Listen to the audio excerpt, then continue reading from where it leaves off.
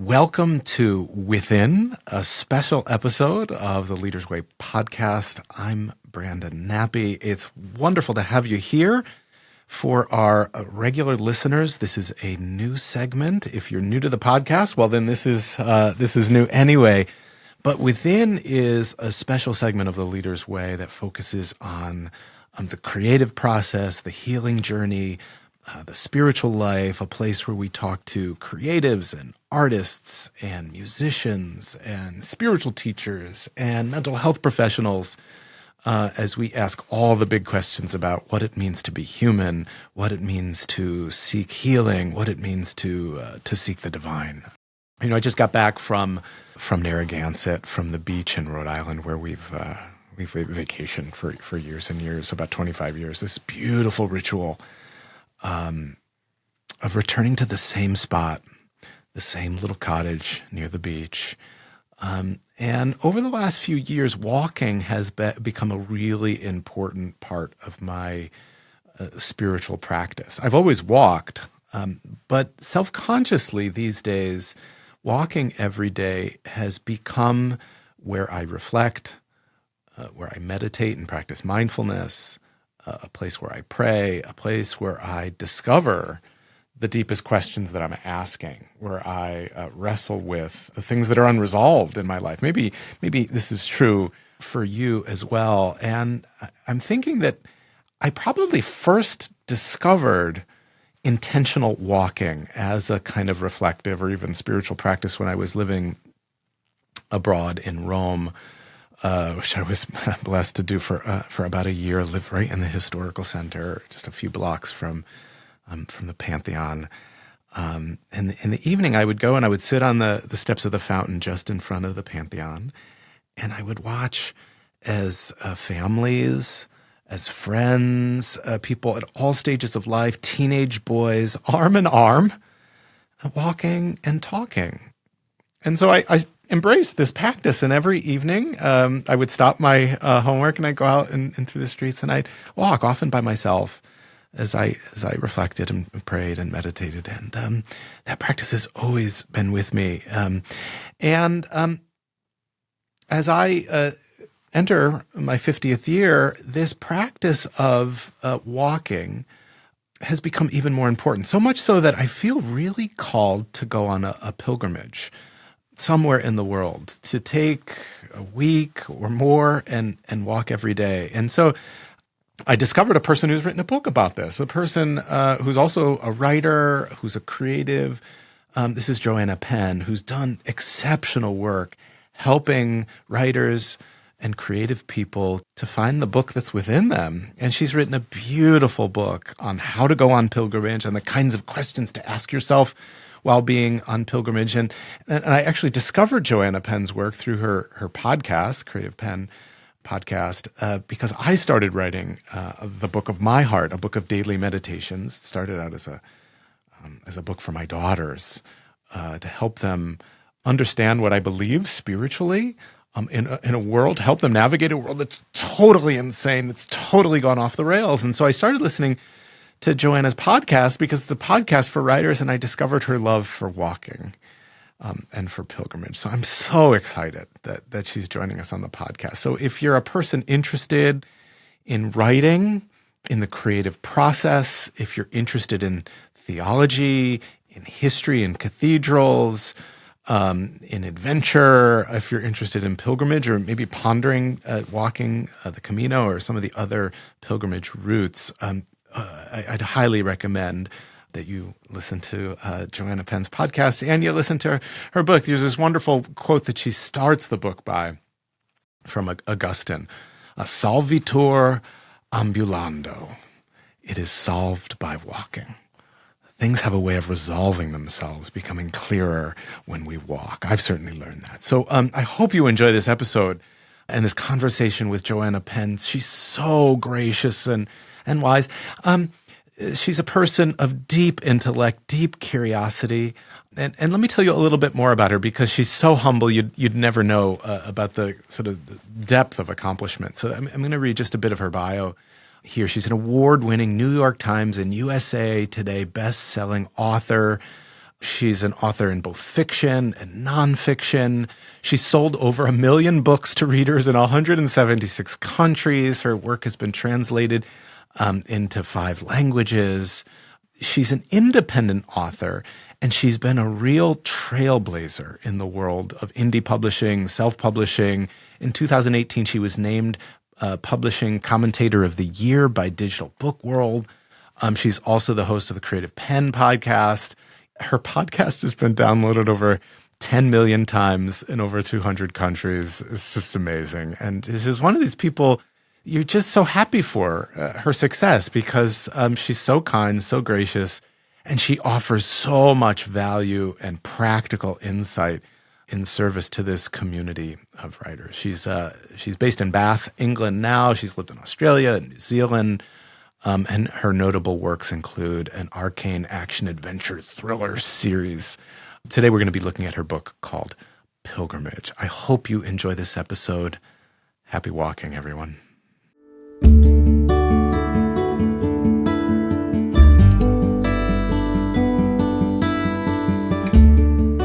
Welcome to Within, a contemplative segment within the Leader's Way podcast that explores the convergence of mental health, art, and spirituality through authentic conversations across wisdom traditions about personal and collective transformation. We welcome artists, musicians, spiritual teachers, and healers to reflect on the sacred wisdom needed to heal the world's deepest wounds. Within examines the inner path to wholeness, not through quick fixes or spiritual bypassing, but through courageous engagement with life's profound challenges.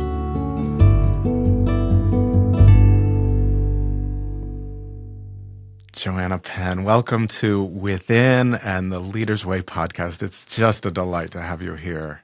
Oh, thanks so much, Brandon. I'm excited to talk to you today.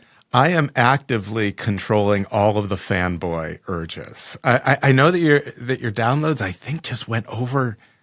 You say the number. I'm astounded by it. 10 million. 10 million. It's just astounding, and I'm responsible for like 25,000 of them. I'll admit myself. So it's just been a great adventure, and I've learned so much listening to you. And in some way, welcoming you on the podcast is a challenge because you do so many things, and you do so many things well. I don't know where to start, but let's dig in, and maybe it's especially auspicious that we are starting this new episode of Within, this new journey. It's a kind of brand new pilgrimage for us, and let's start with your book. You've written the book on pilgrimage. I'm an aspiring walker. Tell me where this book came from in your heart and in your mind.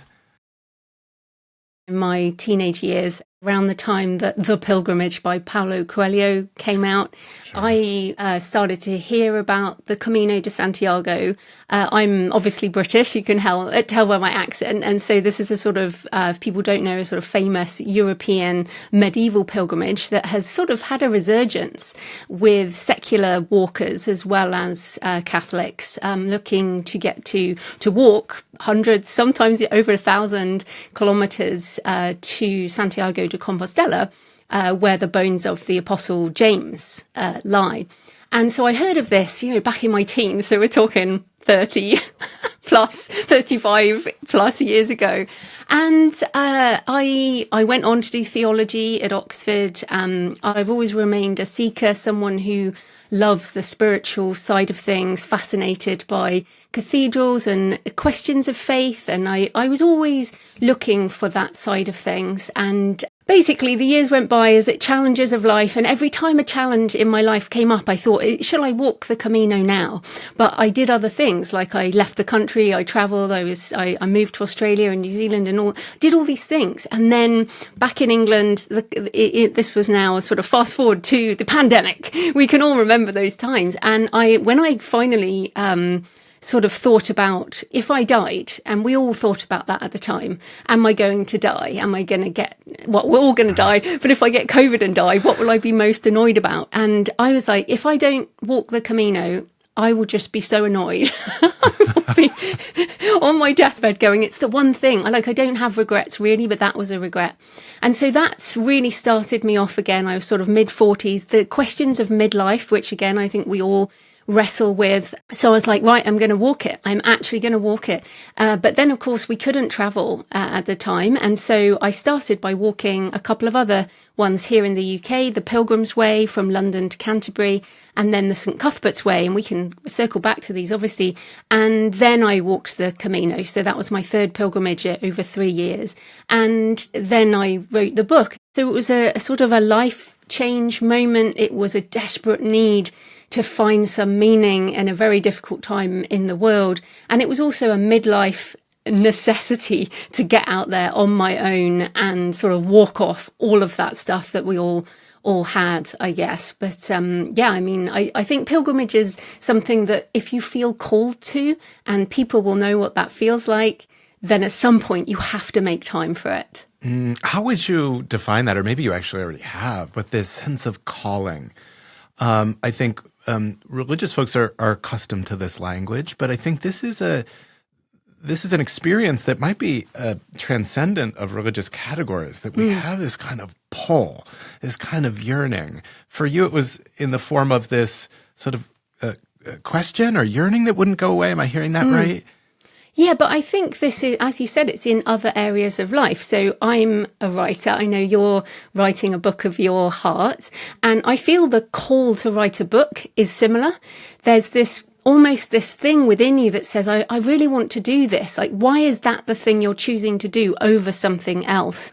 And I think it's different to falling in love or something with a person. I think it is more like something where I must do this thing or learn this thing. Some people obviously have it with music, but I do think people have it around sense of place or this. Some people look for their ancestry. You know, they might travel to a war graves where their grandfather died or something like that. I feel like we have some sense that there is something we need to complete.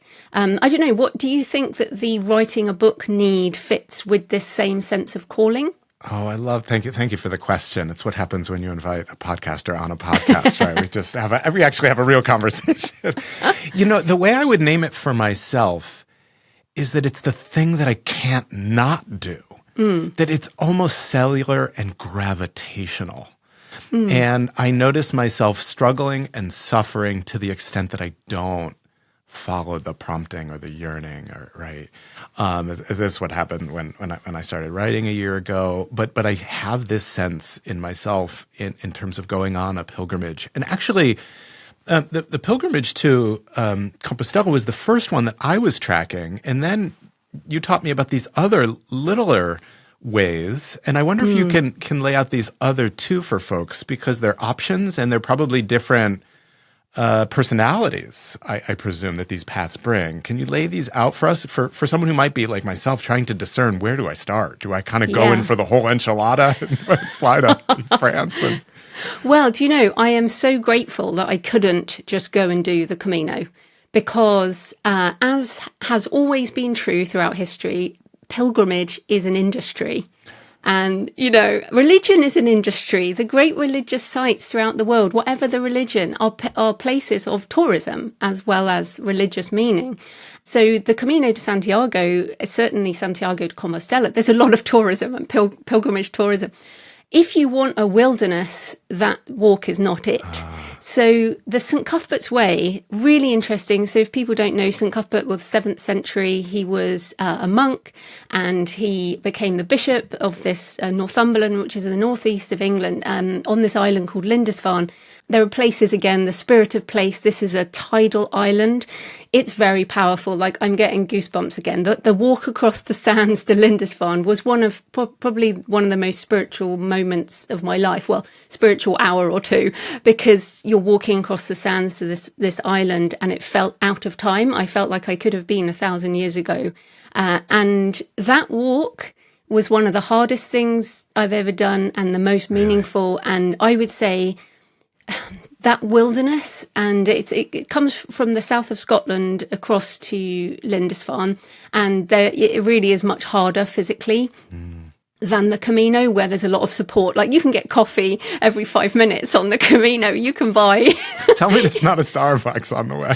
Oh no, not Starbucks, but you can get a €1 coffee, which you certainly can't get at Starbucks. But and then the Pilgrim's Way is, again, another angle because it's very historical. So you actually walk out of Southwark in London. So your first 50 kilometres are urban, along roads with people going to work and supermarkets. But it is the road that the Romans took. It's the road Sir Thomas Becket took, as he went to Canterbury, where he was martyred, and where the Canterbury Tales. So they've got, as you said, very different personalities. The main thing to say, though, with a pilgrimage, whichever one you do, or I guess this is another lesson, is that one may not be enough, but whichever one you do, you're going to find meaning along the way, and it will probably surprise you. So it might not be what you were looking for, but something will emerge, something will come. And before I hand it back to you, just the multi-day walking, I think, is another really important thing. So people do one-day pilgrimages, but I do think there's something that breaks you down if you're walking for multi-day. But the Pilgrim's Way was like 6 days, and the Cuthbert's Way is 5 days or something. And then I did a 15-day Camino on the Portuguese coastal route up from Porto, and some people do a sort of month, or you can do 6 weeks or whatever. So you can make these longer, but I would say certainly I walked alone as a woman, and I found the 5 days was a real challenge, to do in the more wilderness sense. Wow. Oh, I'm so intrigued. I'm glad I asked. So, I mean, I think a lot of our listeners are probably familiar with the idea of pilgrimage, but maybe we have some new listeners now that we're beginning this within segment that casts a much more kind of universal net. And what are some of the themes that you're bumping into as you're walking? You said that, sometimes that your expectations are smashed, sometimes maybe in disappointing ways, others in delightfully surprising ways. Take us into your heart space and your head space as you're walking, and what are some of the themes that you're bumping into? Yeah, well, I think one of the really important things about pilgrimage is that it is a spiritual experience. So again, let's do, walking across to the island of Lindisfarne, I am feeling a spiritual sense of the place. It's like a bird sanctuary.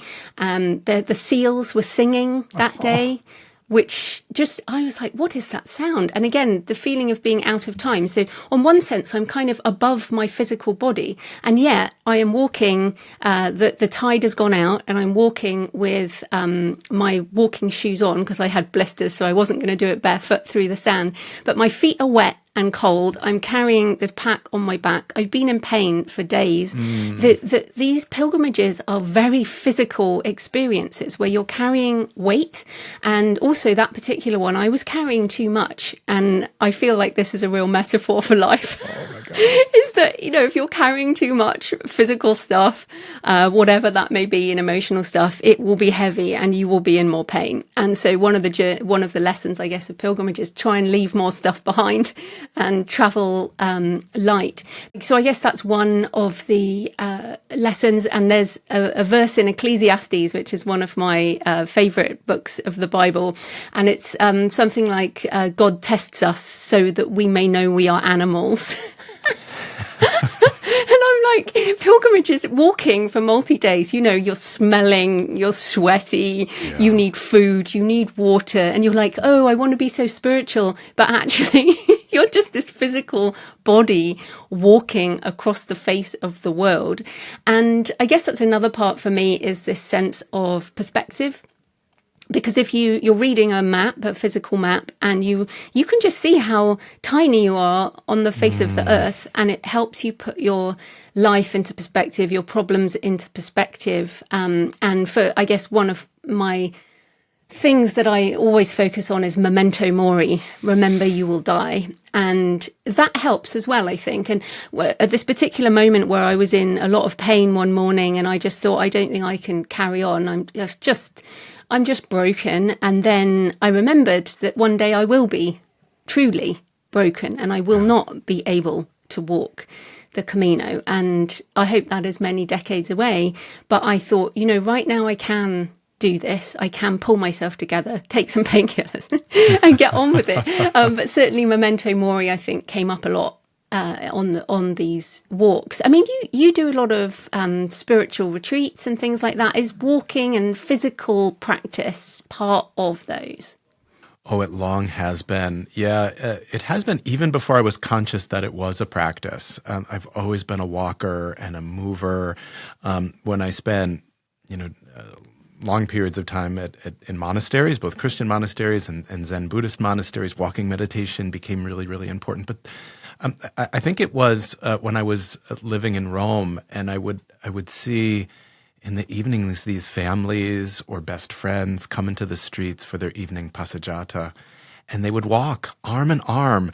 And I can remember seeing teenage boys, early teens, 14-year-olds, arm in arm, walking and laughing, reflecting on their day, talking about life. And I thought, I always want to have a walking practice. And so every night I walk for, about 90 minutes, sometimes alone, often alone, sometimes with my family members. It's really, really sweet. You're reminding me, for listeners who may not be so obsessed with classics as maybe we both are, that the etymology of animal is anima in Latin, right? The word that can also mean soul. It can mean a few other things as well, right? And for so long, especially in the West, in Christianity, we've tried to transcend the body, to move past the body. And actually your discovery of your creatureliness, your bodiliness, I think is a wonderful spiritual discovery. And for a person of faith like myself, I'm reminded that the spiritual life is found squarely in our physical experience, not to somehow transcend it or move beyond it. So it's really helpful. And I have this quote from your book that jumped off the page. And I wonder if you can kind of tell the story of what was behind it. You said, "Only I can give up. Only I can walk on. The decision is mine." And I hear some real challenge and hardship behind that. Can you take us back to the moment that might have pointed to? Yeah, I think that was the morning on the St. Cuthbert's Way. And I had eventually, like many of us, got COVID. And I was I was only a few months after, but I had at least 6 months of struggle. So my lungs weren't up to everything. I'd put on weight. There was all these things in my body that I was unhappy with and I was in pain with. And my bag was too big, as I said. And the first day I'd walked over 30 kilometers and my feet were blistered. I had bruised almost down to my hip bones. And I looked at my phone at 3 a.m. or something to try and figure out if I could get home, because I was still in England. So I could, and I live in Bath in the southwest. I could make it home that day with these buses and trains. So I knew I could get home to my husband. And I was like, I should just do that. I should just go home. I can do it another day. And yet again, it really was that moment of sort of, if I can pull myself out of this and just get going. Also, it was a storm that day. I mean, just to make it worse, I looked at the weather and it was it's going to be stormy all day. And so walking in the pouring rain and all of this kind of thing. And this happens on every walk, to be fair. On the walk to Canterbury, I had a similar occasion where I sort of sat down by the side and I was crying. That was actually, I think that was 2020. That was the year of the pandemic. And we were all grieving. I mean, I know we like to somehow put it out of our mind now, we're past that. But we were grieving the end of what we thought life was really then. We didn't know what was going to change at that point. And again, it was this moment of I could just leave. And what I don't want to say to people is that sometimes you do need to leave. Sometimes you do need to give up. There's nothing wrong with that. And for example, on the Camino, it is very easy to get a taxi. You can just get a cab, or, you can have someone else take your bag. And this is another thing that you learn, is the sort of your Camino, your way, your pilgrimage, your way. You get to choose the shape of the challenge. So I'm able-bodied. and I saw people walking the Camino who were blind. They were disabled. They were in a wheelchair, or they were on crutches, and I'm able-bodied, and I was like, I can just do this. So I think we have to understand that we all have different challenges at different points in our life. And let's say you're walking the Camino and let's say you're 75. I saw a lot of older walkers, and they had their packs carried by taxis to the next place they would sleep. Nothing wrong with that. I chose the challenge of carrying my own pack every day and walking every kilometre of all three pilgrimages. That was the challenge I set to myself. And so that decision to fulfill the promise I made to myself in order to honour that promise. And like I said, I'm not a Christian. I wasn't necessarily honouring God, honouring Jesus. I was honouring a promise to myself in order to complete something. And I did write down a lot, pain is temporary, but getting to the end and the sort of the pride in achieving this goal, even when hurting.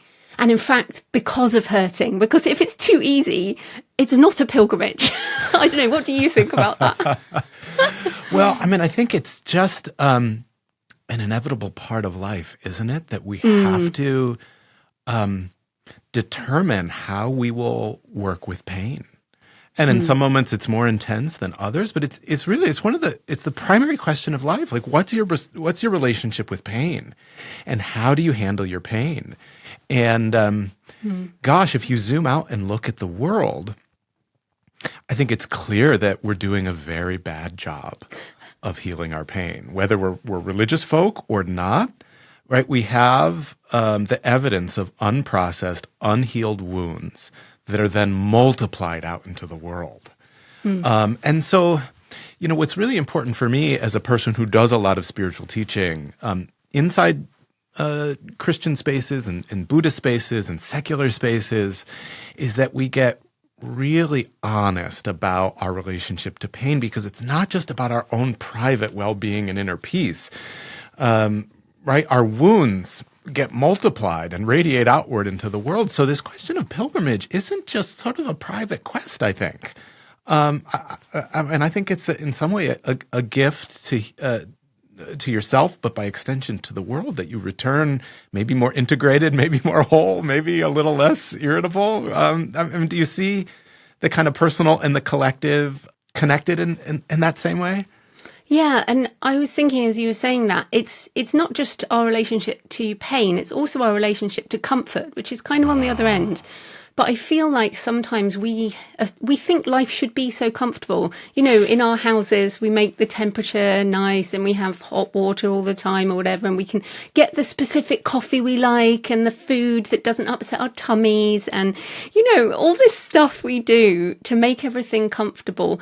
And even if you're not in absolute pain when you're doing a pilgrimage, you are certainly not comfortable. You're sleeping in a different bed, even if you get a hotel or accommodation. You're going to be eating different food. If you're a vegan, don't walk the Camino through Spain.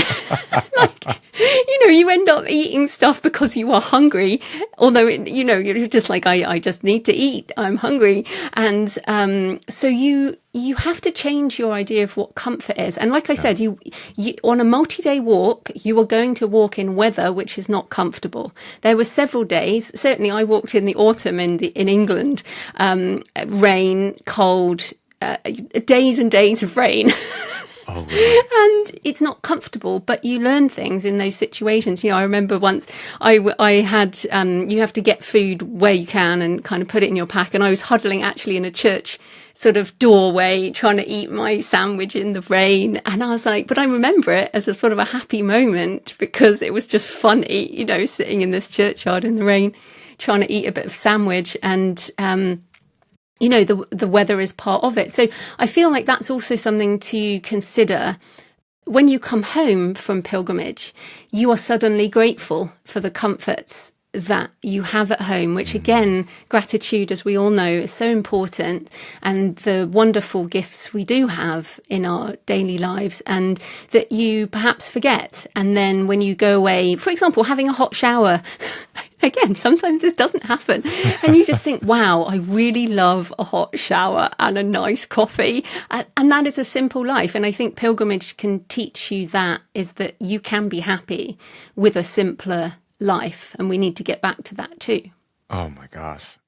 Absolutely. And this other theme, maybe not so much a theme, but a phrase that I think you coined, or at least I'd never heard it anywhere else, that's really resonating with me right now as I'm sort of in the last quarter of my journey with this particular book that I'm writing. It's a book of daily meditations to help folks find peace amid a world that's gone off the rails. Is finding how hard it is to finish something. I actually thought the challenge would be starting, and then when actually starting felt easy, I thought, oh, the middle part is going to be the slog. And gosh, the last 20 pages feels almost unwritable. And you coined this phrase around finishing energy, that you had to find the finishing energy. Talk about this, where you discovered or how you created these words, and any encouragement for folks, whether writing, being creative, you have any sort of project, the energy to finish. I think a lot of people struggle with that. Yeah, it is interesting. I think I did come up with these sort of, starting energy, pushing through energy, and finishing energy, because they are different feelings at different points in the journey. So, with a pilgrimage, for example, it's you decide you're going to do it and you do all the organization. So you can, and then day one, it's easy to start, and then pushing through is all the effort along the way. I actually, interesting where you are with writing, because I don't even think you're in finishing energy yet. Oh, right. I'm in the middle, huh? To me, you're still in pushing through energy. Pushing through energy is super hard because it does take you to the end of that draft. To me, finishing energy with a book is the editing, the publishing, the marketing, the getting it into people's hands. Yeah. And if we then take that into pilgrimage side, to me, the pushing through energy gets you to your destination.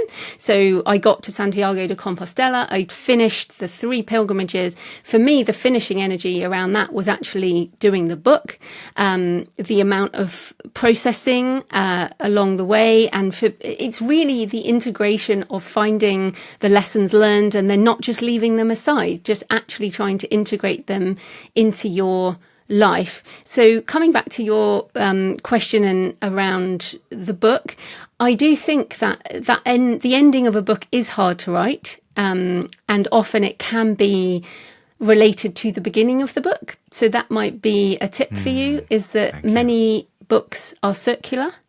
So I would go back if you have. I often write the introduction last. So I don't know have you written the introduction yet? I have, but I'm quite sure. I just reread it not too long ago and thought, oh, wow, yeah, I was a whole different human at that point. It was just a year ago. But what you just said there, I was a whole different human at that point. That may help you with the ending. Because also my book Pilgrimage 2 is an arc from who I was before I did any pilgrimages to who I was after I had done the 3. And so maybe yours might have a similar reflection. So sometimes for the end, you need to look at the beginning and then vice versa. So that might be some way through. But for people to just think about finishing energy for a book like yours, it serves no purpose on your laptop. It doesn't help anyone on your laptop. So you'll still have to go through the editing process where it will change again, and then the publishing process and the marketing process of getting it out there. So I think sometimes we think, like with a pilgrimage, we think, oh, it stops when I reach, Santiago de Compostela. I'm done.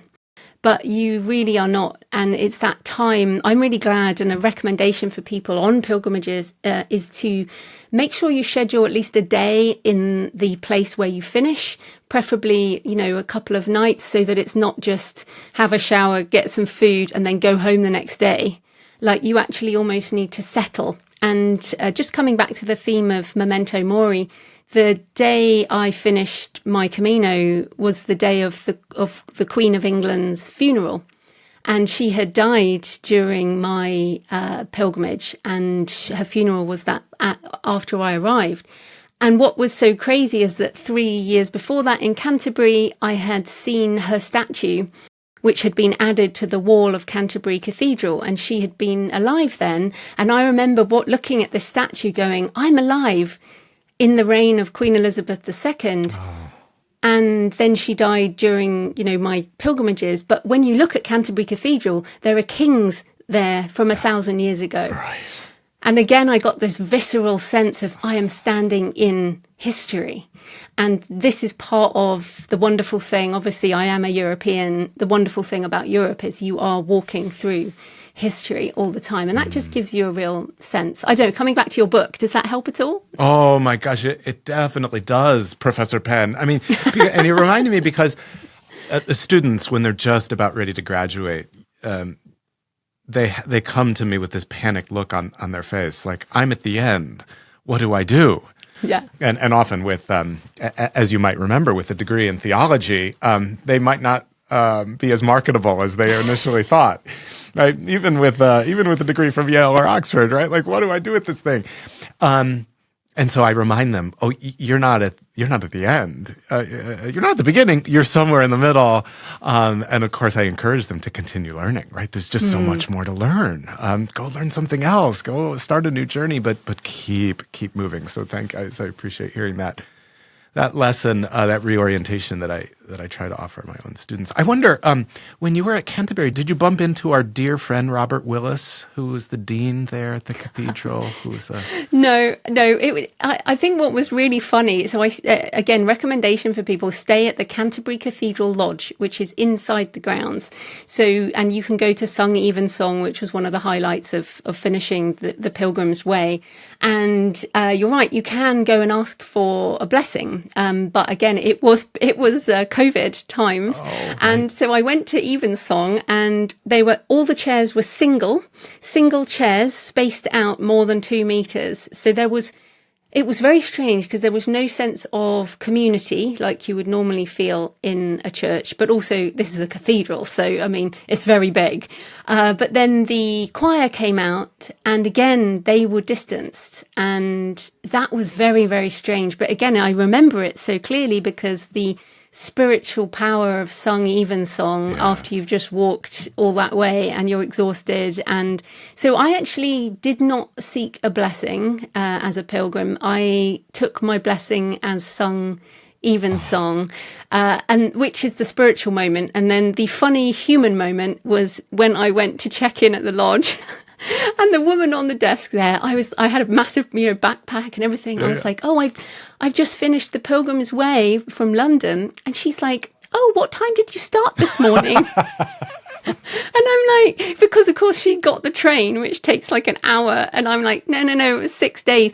Nobody cares about your pilgrimage. No one cares. Nobody cares except you. And this is also true of your family, your friends, maybe your pastor or your professor. Actually, nobody cares. You are the one who cares, and you are the one who needs to process it for your own growth. And I'll say this for your book and for anyone's book, if you're writing a book or the degree that people are worried about, you're actually doing this for your own processing, your own growth.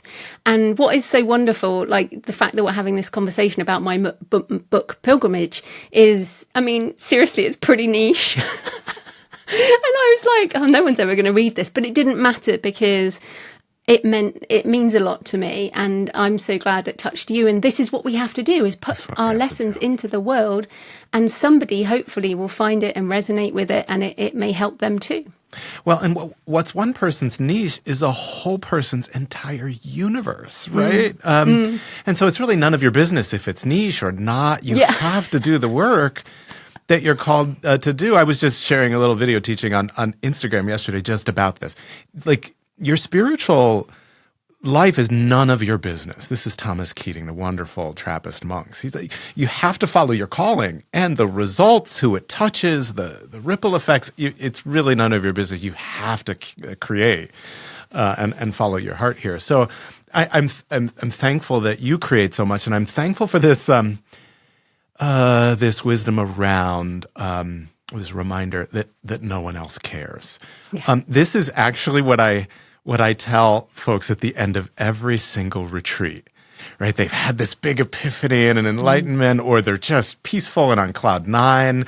And often they're so excited to share this and they want everyone else to be as excited. And you're right, in the best possible way, right? No one cares. And to be really thoughtful about how you re-enter the world after a retreat. Thank you for sharing all the fruit of your pilgrimages, and I hope you'll go on more and keep writing. I wonder, can we talk about some of your other writing as well? Yes, of course. And I wonder how you feel like pilgrimage is connected to the other writing and work you do, especially your fiction work. I'm thinking about your Arcane Action Adventure series. Talk a little bit about that so folks can know about that dimension of your creativity if they don't know about it already. Well, just to encourage people who have degrees in theology, I did become an IT consultant for 13 years. Just get a normal job. But I have found that my theology degree is the basis to my fiction as well. So my Arcane series is based on Christian history, Christian places. So the cathedral at Santiago de Compostela is in the first novel, Stone of Fire. Lindisfarne is in Day of the Vikings. You talked about Rome there, which is in a number of my Arcane thrillers. So when I travel a lot to research these things, so I will travel different places and then I'll write about them. So Canterbury Cathedral is in Tomb of Relics.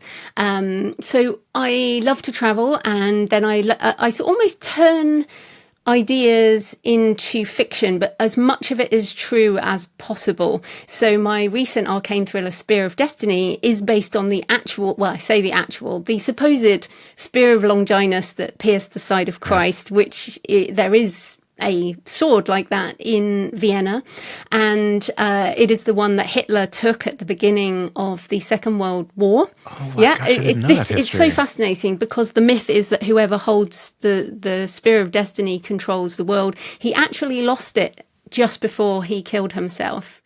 And people are like, well, and the Americans got it. So think of that as you will. But and so I kind of tied that into the current political environment, this kind of thing.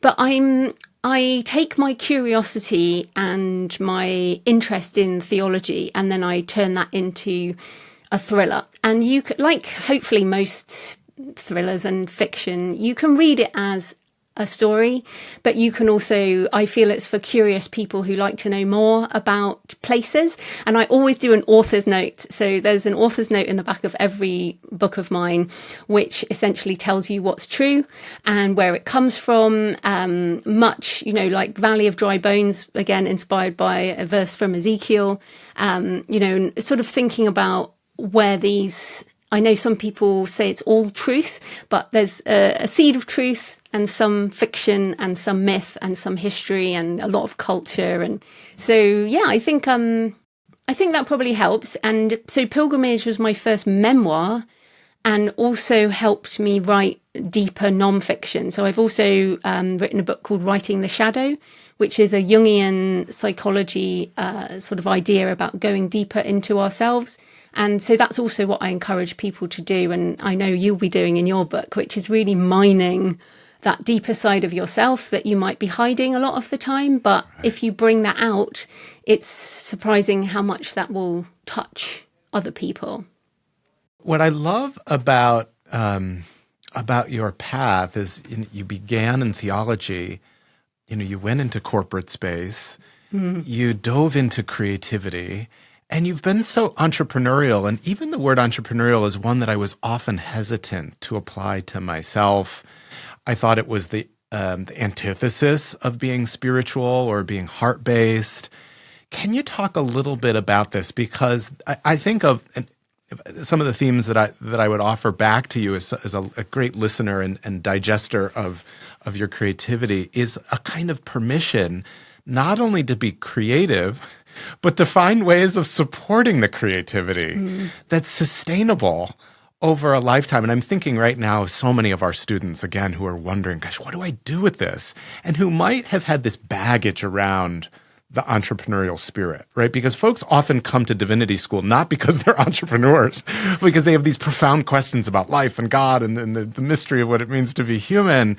But you've crafted a whole career of creativity and service for yourself. And can you talk a little bit about how you dipped your toe into the entrepreneurial space and maybe any shadows or stories that you had around that? This could be a whole other discussion. And I have a big chapter on the shadow in money in Writing the Shadow. And many writers also have a shadow around money. And I feel like that is what also many religious and spiritual people have too, because of all the things, all the baggage around money and the root of all evil and all of that. But it's the love of money, obviously, that's the root of all evil, not money itself. So I feel like my number one value, I guess, is freedom. And freedom to create is something that you really only have if you have time freedom, and therefore some kind of money freedom. And I'm not talking about great riches. I'm talking about a living wage, or better than a living wage. I live in Bath, which is a very nice city in the southwest of England. But I feel like I was driven out of the corporate life to become a writer because I was so desperately, spiritually, creatively dead. Killed by corporate life. I used to implement accounts payable into corporate. I mean, come on. And I didn't believe I was creative. I'd just basically been crushed down. But boy, they paid me a lot of money. My heart hurts just to imagine you in that space, because it's so not where you are now. Yeah, and I was crying a lot and I was sick and I just couldn't see the point. And so I chose poverty at that point. We sold everything, got rid of everything, I downsized. Yeah. But I also believe that there is value in our creative work and there is value in our service. And you don't have to choose poverty to be of service to people. Obviously, you don't want to swing too far into the kind of health, wealth, prosperity movement kind of thing. There is a balance. But for me, I think what freed me was I want to have this freedom to create, to write the book. If I've got on my wall here, I want to write the books I want when I want. And so when I had a day job, that was pretty impossible. I did used to get up really early. I wrote my first 3 books while I still had a day job, and then I left. But also I have multiple streams of income. And, I think you must do as well, where some, you're paid for some speaking, you're paid to teach. At some point, you'll be paid for your book. I'm also paid for my podcast. So to me, the creativity in entrepreneurship is designing a lifestyle that is true to your values, that is of service to others, that is of service to your creative drive. It's still work. This is a really important thing. I work. It's not all just sitting here channeling, some creative spirit or God or whatever. It is work, but it is fulfilling work. And I think that's really important. But yeah, I think the design of your life, and I think this fits with modern life, it's not just one job forever. It's more of a portfolio life that you put together from various things that fulfill your creative spirit. Again, that book Pilgrimage, it's not like it's going to pay my bills every day, but between my various books, between my speaking, my podcast, teaching, my patrons, I can make a living. So I hope that encourages people. The other thing is, I haven't designed where I am now. It's just since 2008, I have consistently shared my journey. And over that time, I attracted people who were interested in that journey too. Like how we've connected is you found something in my words that resonated with you. And so here we are connecting. And that's basically how it's happened. So start with the creation, as you mentioned, start with the creativity, put things into the world that resonate with your values, and you will find your way. Oh, thank you for that encouragement. And I think what I've always appreciated about you is your real willingness to tell the story of what's happening in your life and in your world, because it will touch someone's heart. And so I wonder, maybe before we move on to our rapid fire closing questions, tell us the story of what's emerging in your life? What are the next thing? What's the hot project that you're working on? I see all these great cathedral pictures on social media. What's happening in your world in terms of ongoing and future projects? Yes, so I am working on a book on English Gothic cathedrals. And it's so interesting because the word Gothic, in people's minds, they think darkness and things like that. But the Gothic architecture was actually all about light.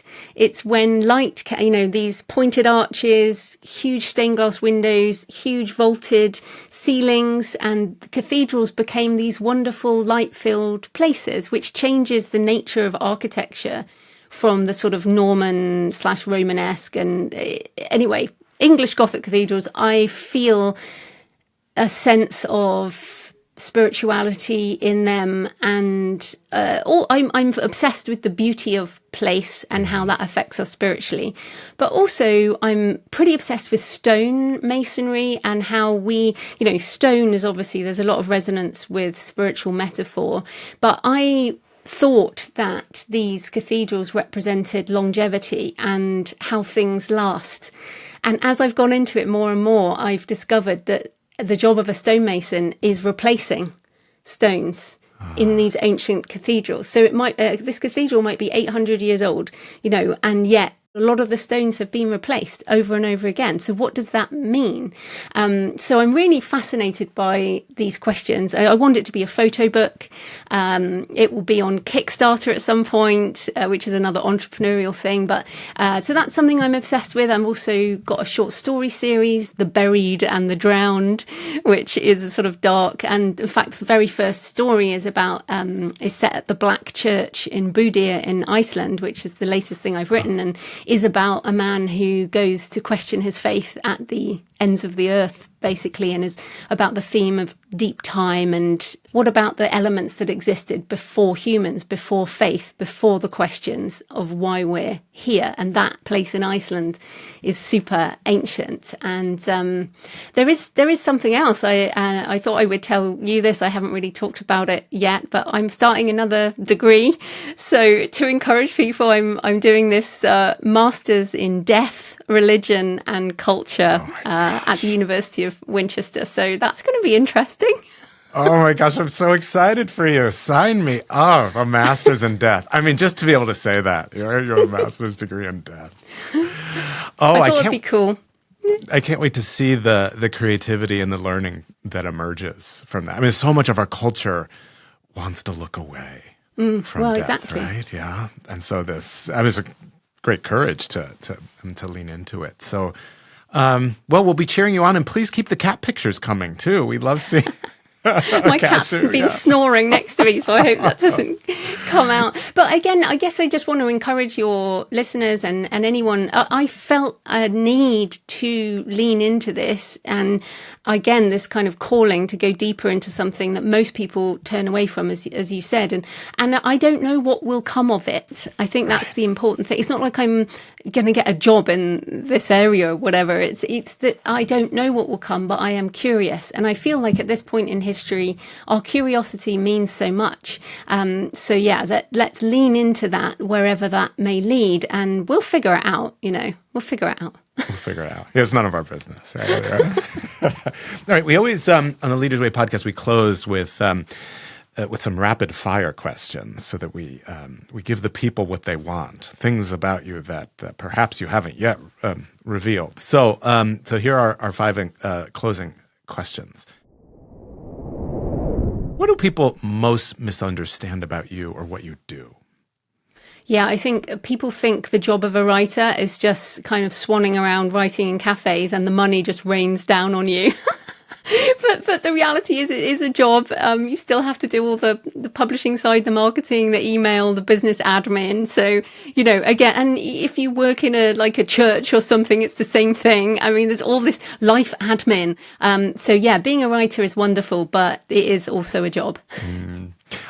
Joe, what's your go-to comfort food after a long day of writing or wrestling with, the back end of Kindle? Can I say not necessarily food, but a gin and tonic? Oh, Yeah. I do like a gin and tonic. Hendrix or Tanqueray. There you go. I love it. What's a bad habit you're willing to share with the people? I would love to say I don't, but I doom scroll sometimes on X. So I've been on X, Twitter as it was, since 2009. I don't want another social network. So I do still find myself sometimes doom scrolling, and I know I shouldn't. So let's all stop that. But still, everyone guiltily scrolls, don't they? Oh my gosh. Oh, we do. Yeah. What life lesson are you still learning and finding yourself even relearning after all these years? Well, what was funny is in preparation for this, I was looking at pilgrimage again, and I realized that I had told myself that life is seasonal and that seasons are important and that seasons of life and seasons of creativity. And I still have not learnt that, because I still think I can go 12 months of the year, every week of the year. And that's not true. And so I still need to schedule more time in the winter, for example, to have more contemplative time, more quiet time, which is when I get very, very tired, the light and all that kind of thing. But yeah, seasonal living, seasonal creativity, not just all on, I think. Oh, thank you for that reminder. It can't be spring all the time. Yeah. And finally, what keeps you going when your inner critic tells you all sorts of terrible things, and especially that you have to stop? There's just no use, and why bother doing what you're doing?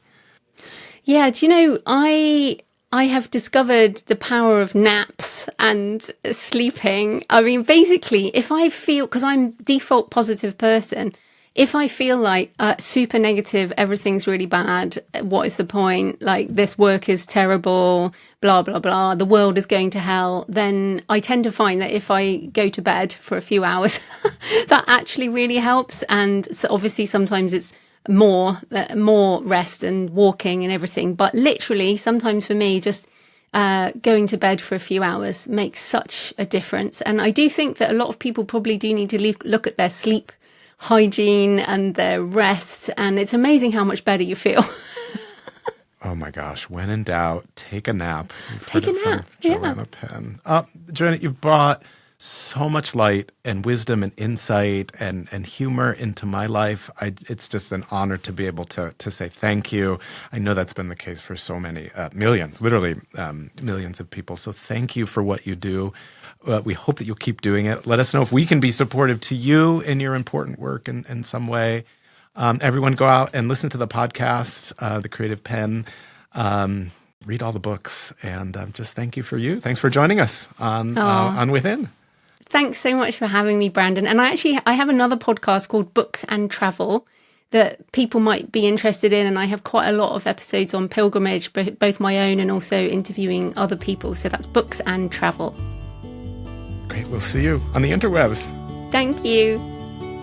Thank you for listening to Within, the contemplative segment of the Leader's Way podcast. We trust this conversation has provided nourishment for your own growing and healing. Until next time, may you find deep peace and courage in all you do.